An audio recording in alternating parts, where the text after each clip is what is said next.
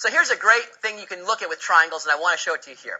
So one of the acute angles of a right triangle measures 15.3 degrees. The question is, what is the measure of the other acute angle?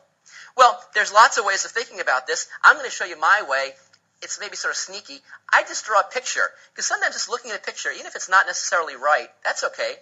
I'm going to draw a right triangle. So maybe my picture is right after all. I know. All right, so it's a right triangle. And I'm told that one of the acute angles, that means one of the angles that's less than 90 degrees, equals 15.3 degrees in its measure. The question is, what is the measure of the other acute angle?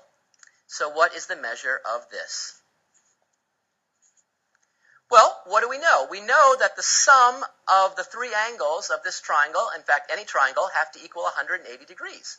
And I know that this is already 90, because that's what it means to be a right triangle. And I know what this degree is. So I know, for example, that these two angles together in measure add up to, I have 90 and I have 15.3.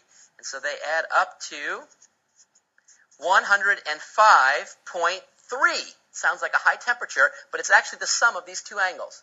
Now, we know that the total sum is 180, so if we take 180 and subtract off the sum of those two angles, that's going to leave me with the final measure of the final angle, 74.7 degrees. So this angle right here has a measure of 74.7 degrees.